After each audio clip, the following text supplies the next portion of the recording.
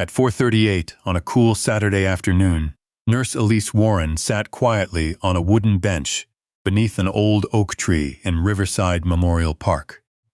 She had a paperback book resting open in one hand. Beside her sat Atlas, her retired military working dog. The German Shepherd was large, black and tan, and getting older. His muzzle had begun to gray. His movements were slower than they had been years earlier, but he still carried himself with the calm discipline of a dog that had spent most of his life following instructions.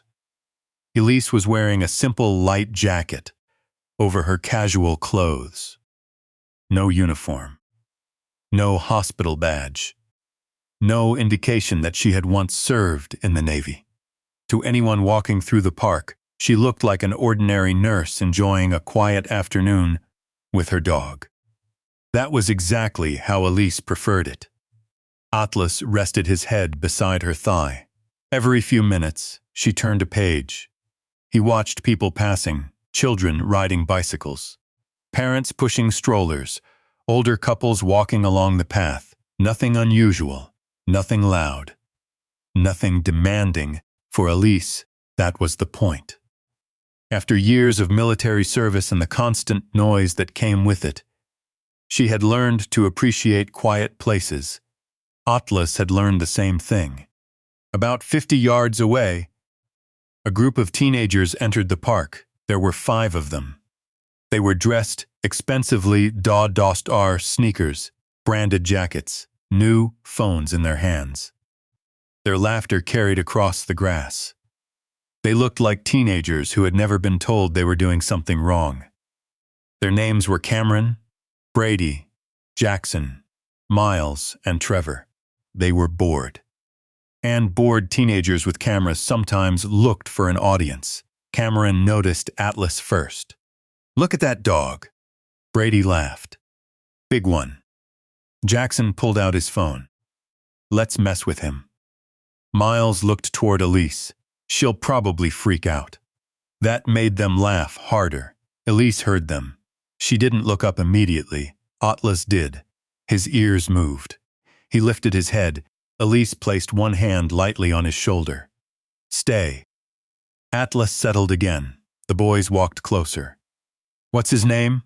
Cameron called. Elise looked up. "Atlas. Can we pet him?" "No." Her answer was calm. Immediate, not rude, just clear. The boys looked at one another. Cameron grinned. "Why not? He's working trained." Brady laughed. "He's retired." Elise nodded. "Yes." "So he doesn't matter anymore?" Elise closed her book. "He matters very much." The boys laughed. Jackson began filming. Elise noticed the phone. "You can put that away." "Why?" "Because you're bothering my dog." Cameron stepped closer. He doesn't look bothered. Atlas was sitting very still, but Elise could see the change in his posture. Quald shifted backward, ears slightly angled, eyes tracking the boys. She knew those signs. She had seen them hundreds of times. "Step back," she said. Her tone remained calm. "Please." The boys didn't. Cameron moved closer. He made a sudden motion toward Atlas. The dog flinched. Elise's expression changed. She stood. "Stop." The boys laughed. "It's just a dog." Brady pointed his phone at Atlas. "Look at him." Jackson laughed. "Do something." Cameron stepped to the side. Atlas followed him with his eyes. Elise moved between them. "Enough." She didn't shout. She didn't threaten them. She simply positioned herself between the boys and the dog. Cameron laughed. "Why are you acting like that?" "Because you're deliberately frightening an animal that hasn't done anything to you." Miles shrugged. "We're just having fun." Elise looked directly at him. "Then find something that doesn't require hurting someone else." The boys became quieter. But only for a moment. Cameron looked at his friends, then back at Atlas. He reached toward the dog's leash. Elise immediately intercepted the movement. "Don't touch that." Cameron's smile disappeared. "Lady, relax." Elise looked at him. "I am relaxed." She paused. You should be too. If you were sitting in Elise's place, what would you do? Tell us where you're watching from in the comments. We'd genuinely love to know how far these stories travel. And subscribe for more emotional stories with Military K9S. The boys laughed again. Cameron took a step backward. She's scared. No, Elise said quietly. I've just noticed something. What? You're all filming. She looked from phone to phone. Why? Jackson answered proudly. For social media. Elise nodded. Then make sure the video includes everything. Cameron frowned. What does that mean? It means if you record someone mistreating an animal after being told to stop, you are also recording yourselves. Silence. The boys looked at one another. Elise wasn't yelling. She wasn't threatening to call the police. She was simply stating a fact. Brady lowered his phone slightly. Cameron didn't. You think you're some kind of expert? Elise looked at Atlas, then back at him. I know enough to recognize when a dog is being deliberately provoked. Cameron laughed. And what are you going to do? Elise sat back down. That surprised them. She opened her book again. Atlas settled beside her. Cameron looked confused. You're just sitting there? Yes. Why? Because you already know the correct choice. The boys stared. Elise didn't look at them. You can leave. Nobody moved. Then Atlas quietly placed his head against Elise's leg. She gently stroked his fur. For a few seconds, everything went silent. Then Cameron said, "This is boring." Elise turned one page. Then go. The boys exchanged looks. But Cameron wasn't finished. He stepped toward Atlas again. This time, Elise lifted her eyes. And something about her expression changed. The quiet woman who had been reading a book disappeared. Not into anger, into control. Her posture straightened. Her eyes sharpened. Her voice became unmistakably firm. Take 3 steps back. Cameron stopped. Everyone noticed the difference. Miles lowered his phone. Brady stopped laughing. Jackson stared. Cameron looked at Elise. What? 3 steps. He didn't move. Elise stood. Now. Something in her tone made him obey. 1 step.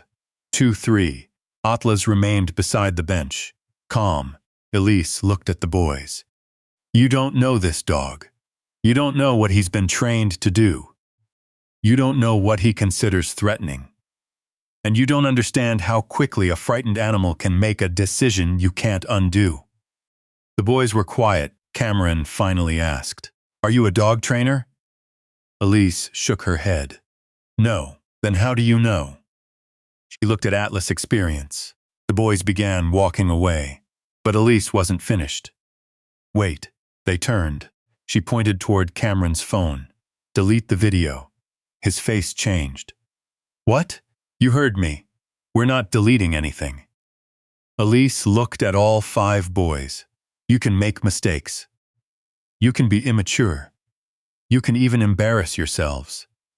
But don't turn an animal's fear into entertainment and then carry that humiliation around forever. She paused. Think about what you want that video to say about you in 5 years. Nobody answered. Elise sat back down. Your choice. The boys stood there. For the first time, they didn't look entertained.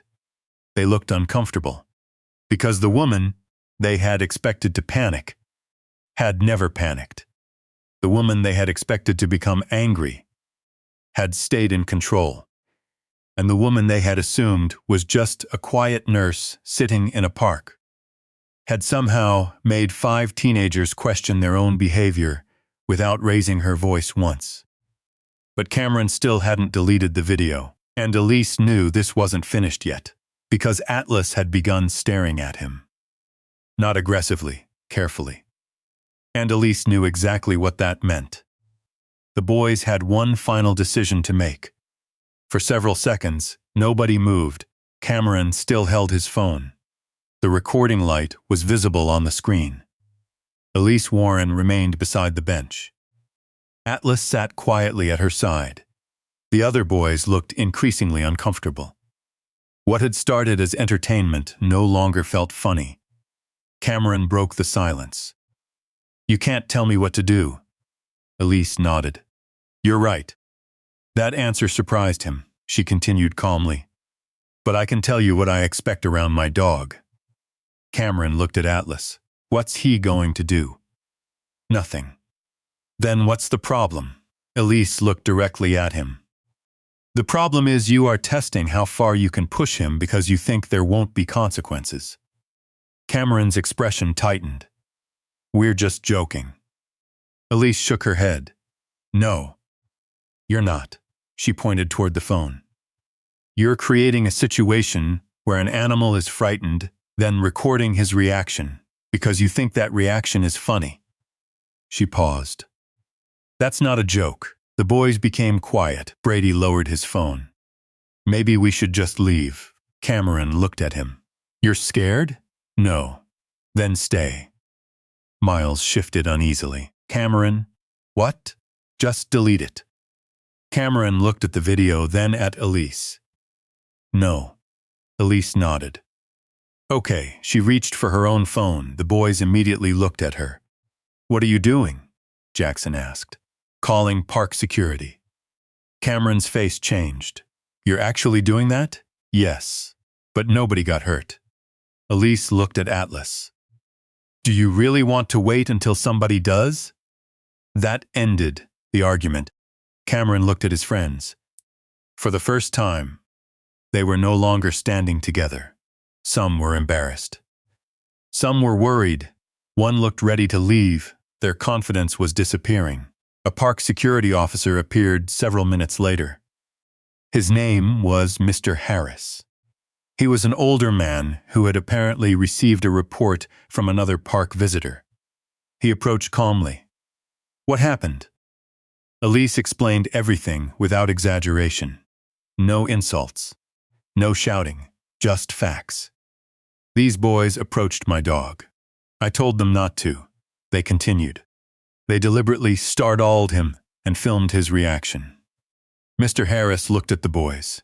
"Is that accurate?" Nobody answered. Then Miles quietly nodded. "Yes." Cameron turned toward him. "Seriously?" Miles looked down. "She told us to stop." Mr. Harris looked at the phones. "Any injuries?"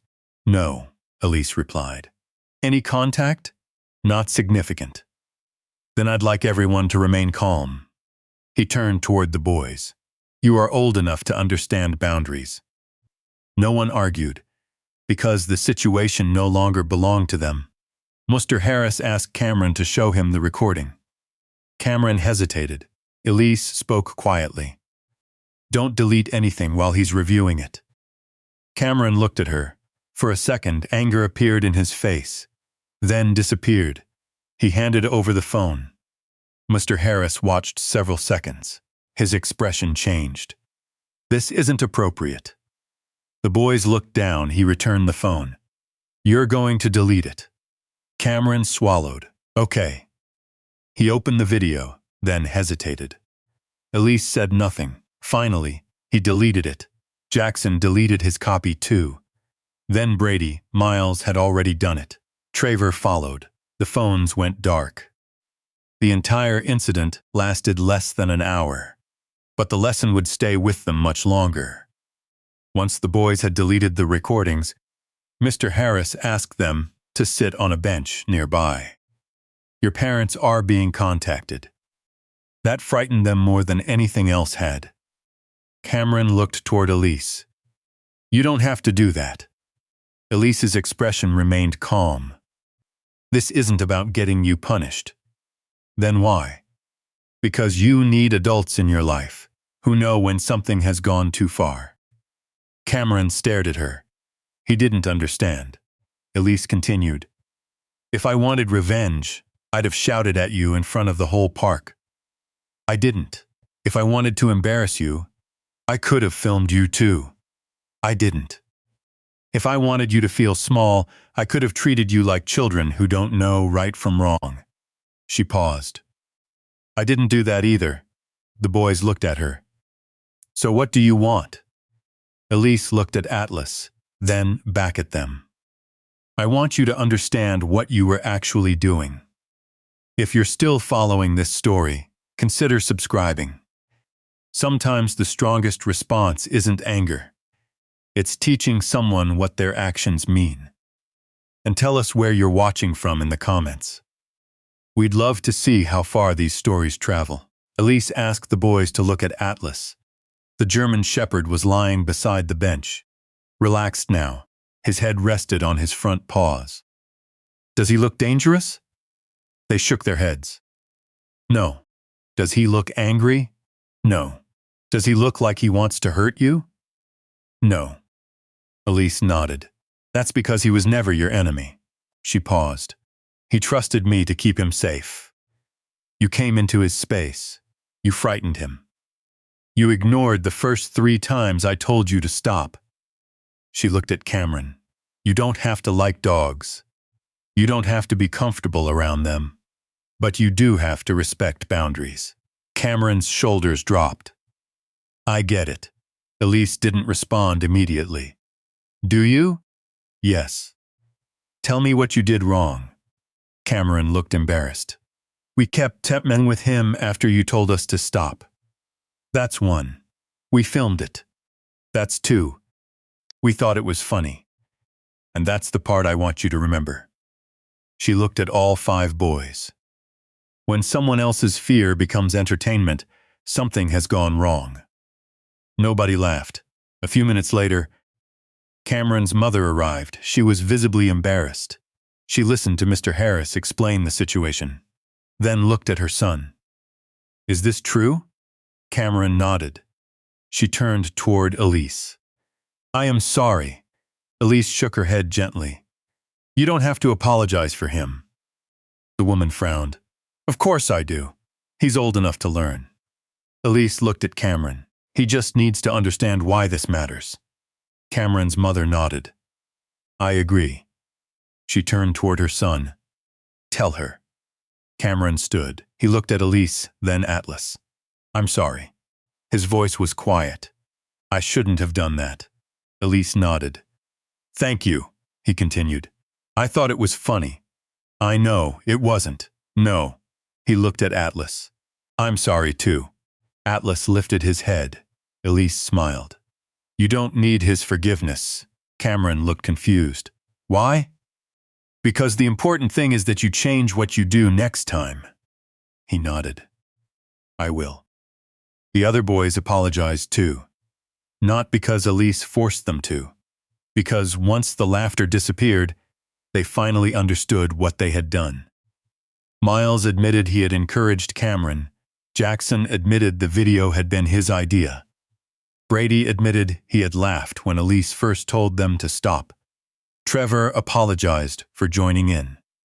Elise listened to each one. No lecture, no humiliation, just accountability. Then Cameron asked, Can I ask you something? Yes. Why weren't you scared? Elise smiled faintly. I was concerned. Then why didn't you yell? Because panic doesn't make a situation safer. Cameron thought about that. Where did you learn that? Elise looked down at Atlas. Years ago. Military? She smiled. Yes. The boys looked surprised. You were military? I was. What did you do? Elise shook her head. That's not important. What is? She looked at Atlas. Knowing when a situation needs control and when it needs patience. Cameron nodded slowly. That answer seemed to stay with him. When the boys and their parents finally left, the park became quiet again. Elise returned to the bench. Atlas sat beside her. She opened her book. For a moment neither moved. Then Atlas placed his head against her leg. Elise smiled. You did well. The dog closed his eyes. She scratched behind his ears. I know. The sunlight was beginning to soften. The park had returned to normal. Children laughed somewhere near the playground. A bicycle rolled past. Leaves moved in the wind, and Elise finally reopened her book.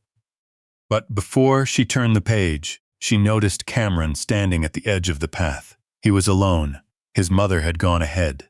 He came back slowly. Elise looked up. Forgot something. He shook his head. No. He looked at Atlas, then at her. I just wanted to say one more thing. Elise waited.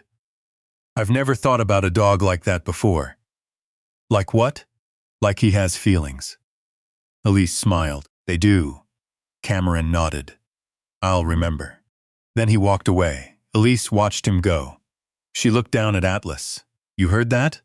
Atlas's tail moved once. And for the first time that afternoon, Elise smiled, because she'd won an argument, but because someone had finally understood the lesson she wanted him to learn. The following Saturday, Elise Warren returned to Riverside Memorial Park with Atlas. The afternoon was quiet again. She carried the same paperback book. Atlas walked beside her. They found the same bench beneath the oak tree. Elise sat. Atlas settled beside her. For several minutes, everything felt exactly as it had before. Then someone approached. It was Cameron. He wasn't with the other boys. He stopped several feet away. Elise looked up. Hi. Hi. He looked uncomfortable. Are you here every Saturday? Usually. He nodded. Atlas watched him. Cameron noticed. Is it okay if I stand here? Elise smiled. You can. He remained several feet away.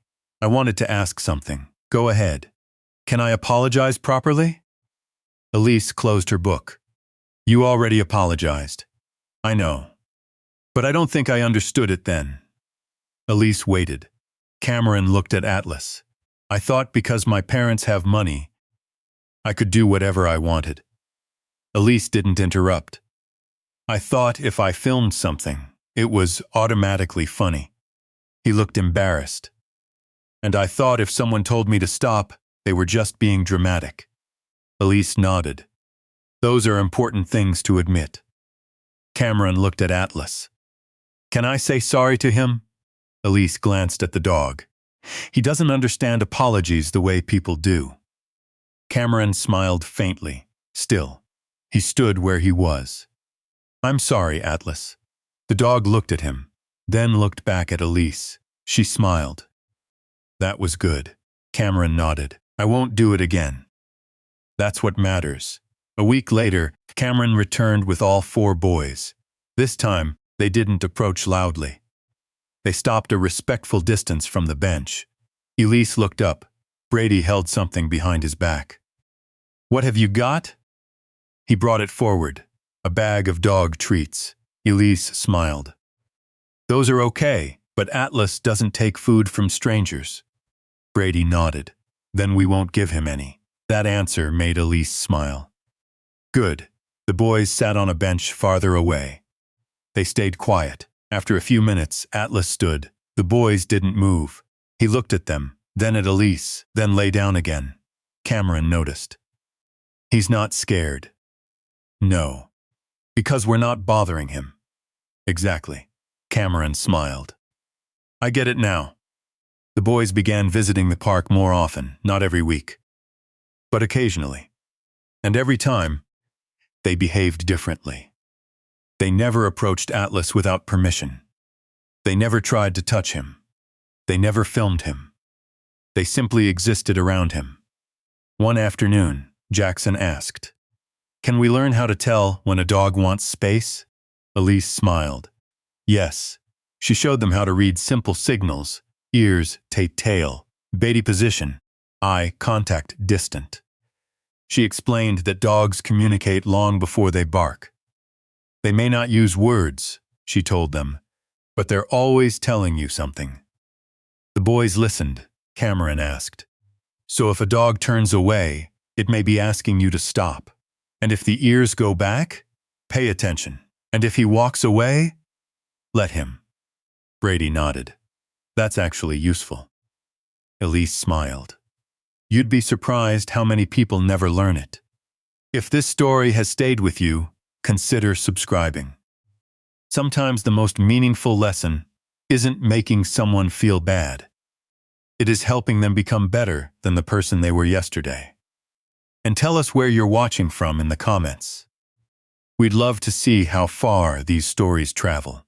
A month later, the boys were walking through the park when they saw a younger child trying to chase a nervous dog. The little boy was laughing.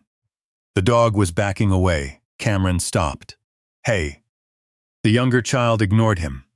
Cameron stepped closer, but kept his distance from the dog. "Don't chase him." The child looked back. "Why?" "He's scared. He's just a dog." Cameron shook his head. "That's what I used to say."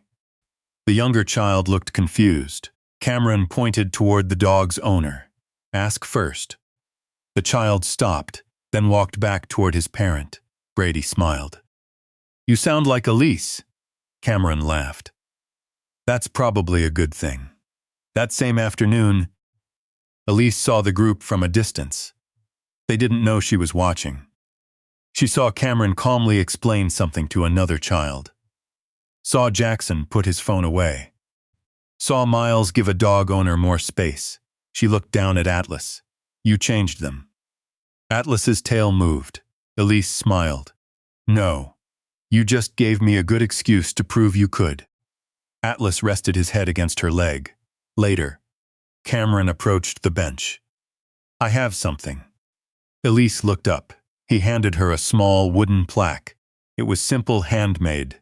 It read, "Thank you for teaching Eust to be better." Elise stared at it. She looked at Cameron. "You made this?" "We all did." She ran her fingers across the letters. "This is very kind." Cameron nodded. "You didn't yell at us." "I didn't need to. You made us feel bad." Elise smiled. "I made you think." He nodded. "Yeah." She looked at Atlas. "And he did too." Cameron smiled. A few minutes later, the four boys stood several feet away. Cameron asked, "Can we say goodbye?" Elise nodded. The boys faced Atlas. They didn't touch him. They didn't call him. They simply stood there. Cameron said, "Bye, Atlas." Brady followed. "Take care." Jackson smiled. "Good dog." Miles nodded. Then Trevor quietly said, "Sorry again." Atlas looked at them. Then at Elise. Elise smiled. "That's enough." The boys walked away. The park became quiet again. Elise reopened her book. Atlas rested beside her, the same oak tree. The same bench, the same peaceful afternoon. But something had changed. Not Atlas. Not Elise. The way 5 teenagers looked at animals. The way they understood boundaries. The way they understood that having money didn't give them permission to disrespect someone else. Elise hadn't humiliated them. She hadn't threatened them. She hadn't tried to prove she was stronger. She had simply refused to let their behavior define the situation. And years of military experience had taught her something important. Real control doesn't always look like force. Sometimes it looks like staying calm when everyone else expects you to react.